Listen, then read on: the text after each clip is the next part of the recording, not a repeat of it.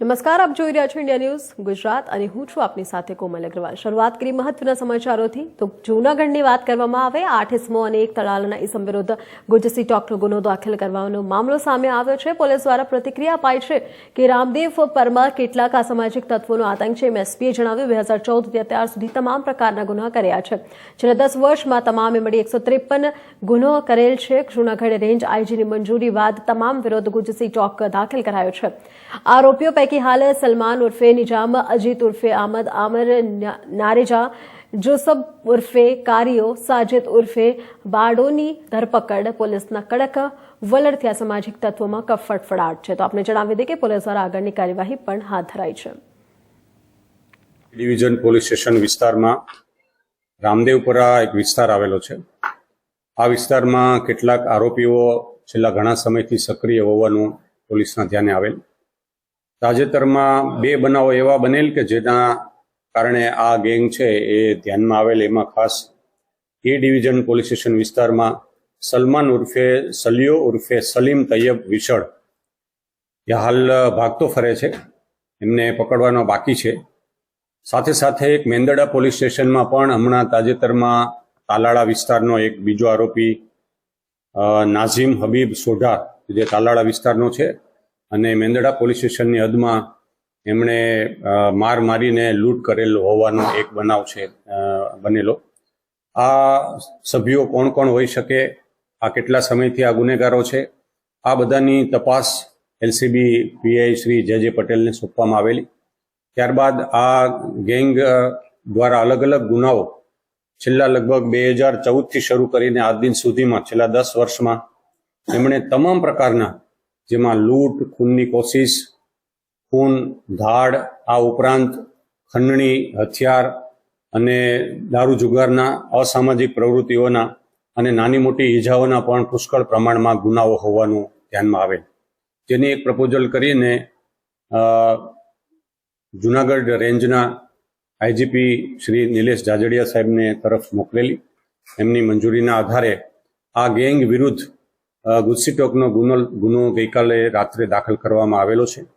આ ગેંગના જે કુલ 9 સભ્યો છે એ પૈકી સલમાન ઉર્ફે સલિયો, બીજો નજીબ હબીબ સોઢા જે તાલાળાનો રહેવાસી છે, ત્રીજો સલમાન ઉર્ફે નિજામ ઉર્ફે ભૂરો કે જે દોલતપરાનો રહેવાસી છે, અજીત ઉર્ફે મંત્રી જે રામદેવપરાનો રહેવાસી છે, આમદ ઉર્ફે નારેજા જે પણ રામદેવપરાનો રહેવાસી છે, छठो आरोपी अमीन उर्फे छोटे मंत्री ए पण रामदेवपुरानो રહેવાસી છે, असलम उर्फे छमियो ए पण त्यां जूनागढ़ ए डिविजन विस्तारनो दौलतपरानो રહેવાસી છે, અને 9મો आरोपी साजिद उर्फे बोडो।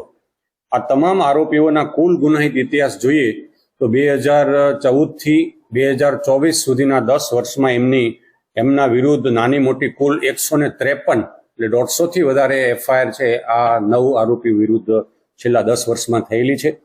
હાલ જે ગુજસી ટોકનો ગુનો દાખલ કરવામાં આવેલો છે એમાં એની ગેંગ જે સંડોવાયેલા હોય એકબીજા સભ્યો તરીકે એવા કુલ 22 ગુનાઓ છે કે જેમણે એકબીજાની સાથે મળીને કોઈને કોઈ રીતે આ ગુનાઓ છે એમનો અંજામ આપેલો છે। ગુના વાઇઝ યાદી જોઈએ તો પહેલો મુખ્ય જે સાગરીત છે સલમાન ઉર્ફે સલિયો એમના વિરુદ્ધ ભૂતકાળમાં કુલ 25 ગુનાઓ દાખલ થયેલા છે।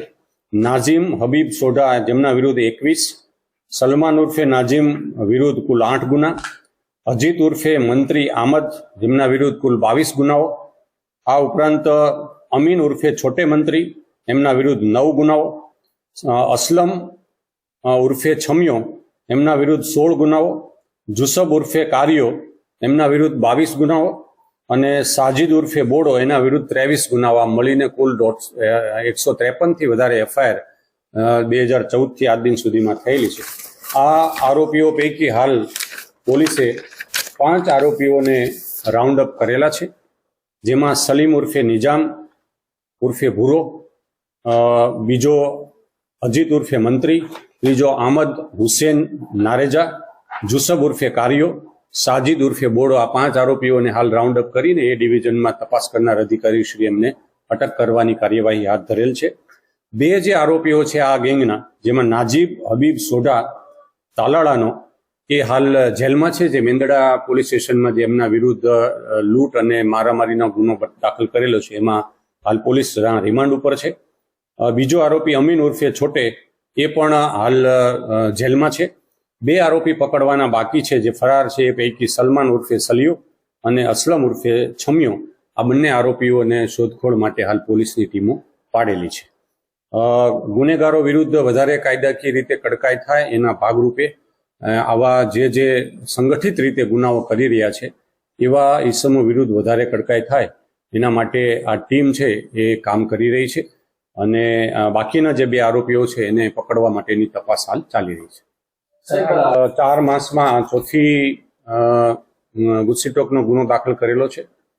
એમાં કુલ 29 આરોપીઓને હાલ સુધી અરેસ્ટ કરવામાં આવ્યા છે અને બાકીના જે આરોપીઓ વધુ આમાં સંડોવાયેલા છે કે કેમ આની પણ વધુ તપાસ હાલ ચાલી રહી છે.